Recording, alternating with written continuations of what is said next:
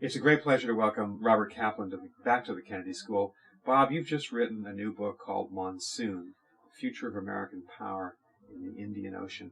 What led you to write this particular book? You had a career, a marvelous career, of writing broadly about global strategy. Why the Indian Ocean, and why implications for the United States? I saw a reference to it in the Armed Forces Journal in 2006 in the lower paragraphs of a long article, and it just struck my interest. And people get their ideas differently. I get ideas by looking at a map. That's how I determine what my next book's going to be, and it's always been like that, going back 25 years. And so I looked at a map of the Indian Ocean, and I said, my word, this ocean encompasses the entire arc of Islam, from the Sahara Desert to the Indonesian archipelago. It allows you to write about Islam as a seafaring religion, not just as a desert faith. It allows me to write about both the Middle East and China, put them both together in one book. It's about the global energy interstate with all the oil and natural gas going from the Middle East to East Asia, so I can write about energy issues. And there are all these interesting countries along the way: Bangladesh, Sri Lanka, Oman, which is so critical to our security, but which nobody writes about, that, everyone takes it for granted. So it started out just with a little nugget in the Armed Forces Journal. Then I looked at a map. And then, of course, I looked at the literature. And what I found was there was a lot of scholarly writing, actually, about the Indian Ocean. But it had not penetrated, it had not percolated upwards to a more general audience. It was crying out to be interpreted by a more general writer, so to speak. Right. And so your book, in essence, this work is about the changing balance of power globally, because as I understood it, the old order of the 20th century, the North Atlantic European dominated world, is being eclipsed by these rising powers, China, India, to a certain extent Indonesia. But the United States is still very much a powerful, dynamic leader in the Indian Ocean. Yes. How should Americans think about our future economically and politically, strategically in the Indian Ocean? The way we should think is that when we look at the Indian Ocean, we should see that this is going to be the center of global politics in the 21st century, to the degree that you could isolate that to any one region or any one quadrant of the earth. And we should also see, when you look around this ocean, what you see is rising Islamic and Hindu middle classes. And there was a great book written by Vali Nasser about the rise of middle classes in the Middle East, where he pointed out it's not Al-Qaeda that's really driving the political dynamic in the Islamic world. It's the embourgeoisement of the region, so to speak. And how can we talk to that middle class? How can we communicate with it? So I'm showing Americans a different geography. They're saying that the geography of Europe, it's not past. Europe will not be eclipsed. I mean, the European Union still has a larger economy than the United States, but there's a new geography opening up in the world. And that to the degree that we can focus on it, the more creative we will be in terms of our diplomacy. Because how you look at the world, the geographic framework that you have, determines your grand strategy. Right. And so let's look at the strategic picture for a moment. The United States is strategically and militarily aligned with Japan, which is a factor in the Indian Ocean. Yes. We have a much stronger strategic partnership with India because of the policies of Presidents Clinton, Bush, and now President Obama. And yet we have an uncertain future with China, and China is the other major actor here. Does your look at this region argue for an outright containment of China, or a more sophisticated policy of engaging China and hoping maybe to array the democratic powers in alignment so that China's rise might therefore be more peaceful? Is that what you believe? Yeah. Based on your it's study? not about Cold War containment of China. It's about aligning democratic, like-minded democratic others in a way that affects the rise of China. Because look, we don't have an ideological dispute with China. China is not a totalitarian power. It practices authoritarian capitalism. That authoritarianism is likely to become more low calorie as the years and the decades roll along. So our differences with China are less fierce than with the Soviet Union. But yet, our cultural difference with China is vast. The Chinese, I think, understand Washington politics much better than we understand Beijing politics. And so the chance for miscalculation is also great. So I think it's a matter of the healthiest thing the United States can do is to be really close and pay a lot of attention to to the southern Eurasian rimland, going all the way from Oman to India to Bangladesh to Southeast Asia to Indonesia, up through the Philippines, South Korea, and Japan. The closer we are with those countries, the more likely China's rise will be peaceful and not hegemonic. So let's put this in the terms of, say, what Harvard University should be doing to educate our students. 100 years ago, in the age of Theodore Roosevelt, one might have made a strategic argument that Harvard and other universities needed to teach German and French and a knowledge of the history and culture of Europe.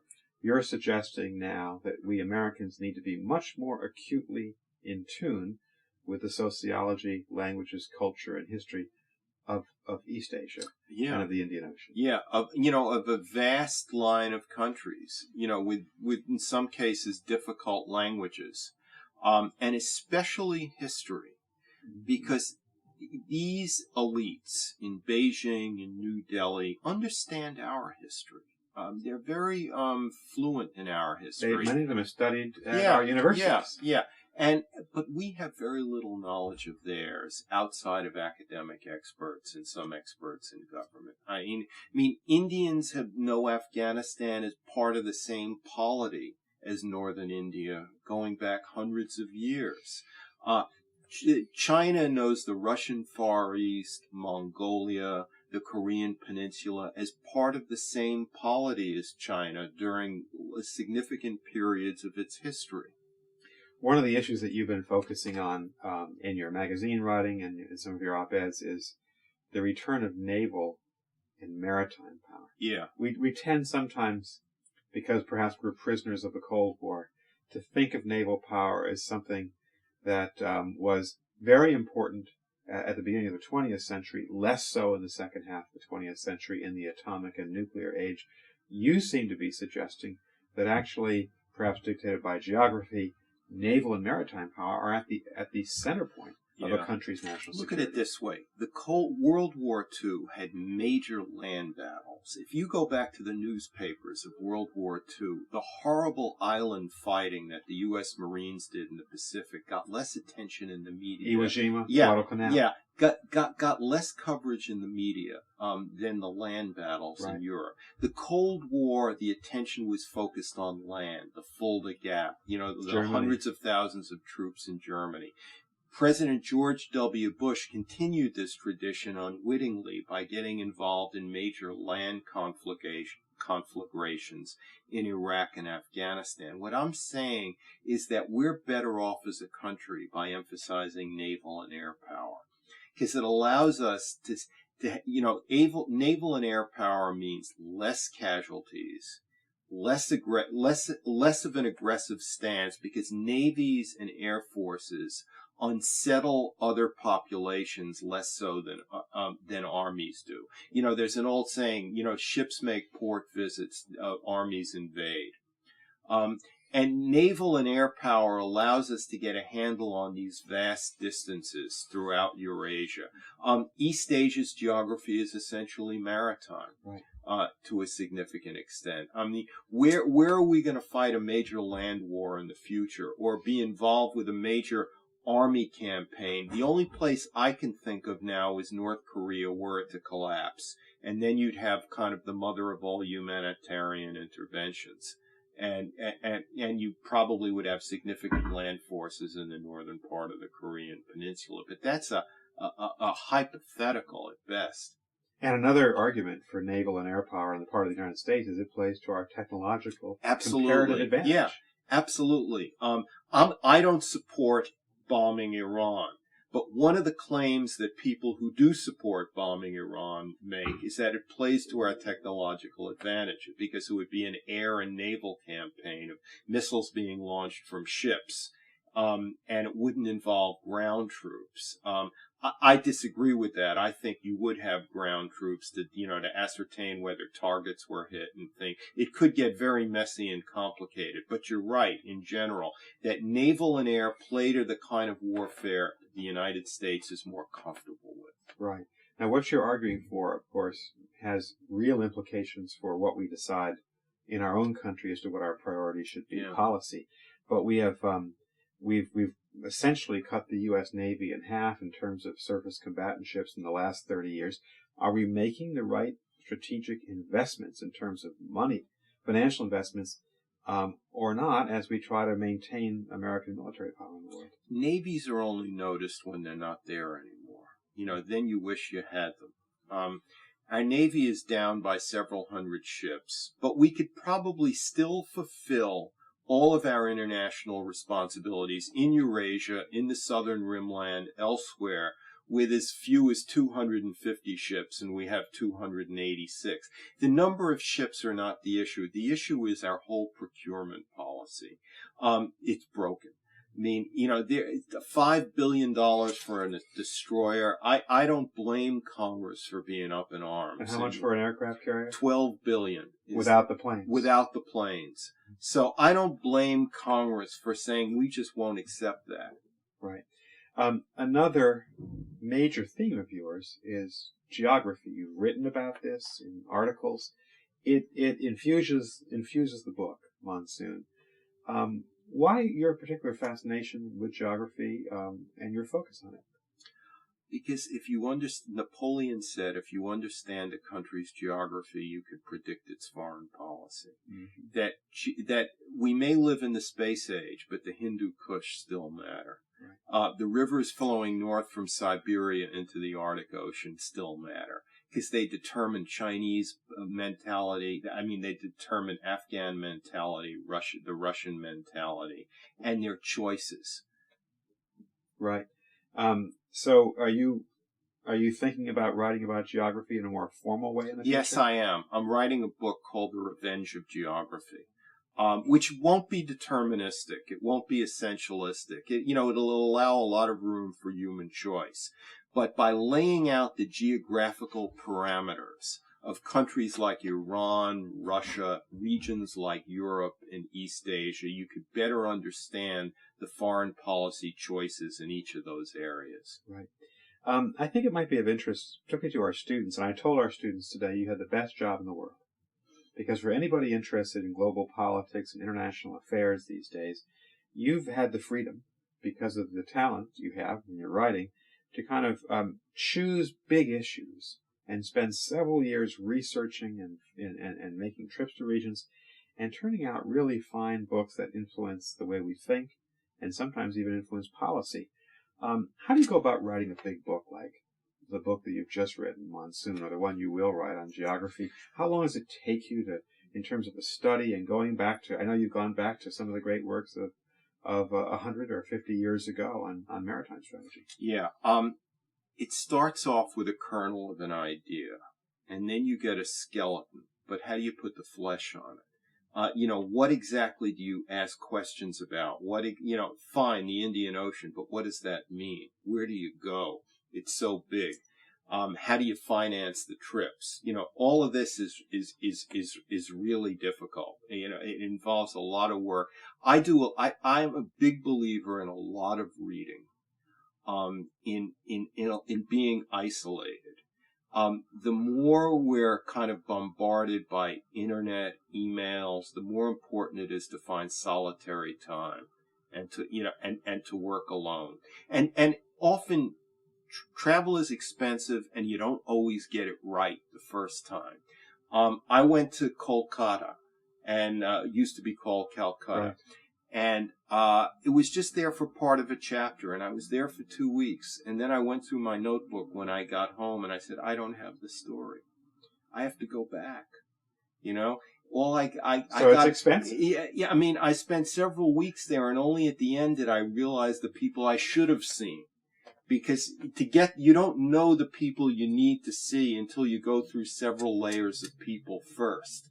In other words, Right. So it's sometimes I wouldn't say you waste a trip, but you get it wrong. So, Bob, final question. You have been visiting many of these countries in the Indian Ocean region for the last several years. There's a big argument underway around the world. Which of the two rising powers in the Indian Ocean, China and India, have a more certain path to global power, say over the next 50 years? On a surface impressionistic level, most people might say, well, China, bigger economy, more impressive growth rate. India, of course, is a democracy, which gives it an inherent advantage. Where do you come down on that question? First of all, the two powers are not equal. China adds more roads per year, paved roads per year, than India has in total. China is unquestionably a global power. We'll see if India becomes more than a great regional power. It's unclear at this point. India is inherently more stable because its democratic system allows for a lot of low-level anarchy throughout the country all the time, without it affecting foreign policy and, high state policy. It's unclear how stable China's system is in the long run. So India is a safer bet, but I'm not sure that it can overtake China. In terms of global power? Yeah. I think that, again, going back to geography, China has more influence over its shadow zones beyond its borders than India has. China is not surrounded by semi-failed states like India is.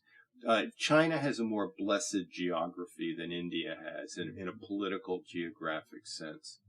Given those limitations, then you seem to be suggesting that India is going to struggle just to break out of its own region to have an impact in the water world.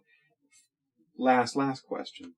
Will India become one of the key strategic partners of the United States, given the global landscape and the struggle for power that we're likely to see in the Indian Ocean? Do you think that relationship is going to come together? Yeah, I think it probably will, because it's inherently in our self-interest and in India's self-interest that we move in parallel paths. Because the rise of India as a power, in economic, in military, and other terms, is probably the best piece of good fortune that U.S. strategists have had since the end of the Cold War. I can't think of anything else. Very good. Bob, thank you very much for being with us at Harvard today. It was my pleasure, Nick. Thank you. Thank you.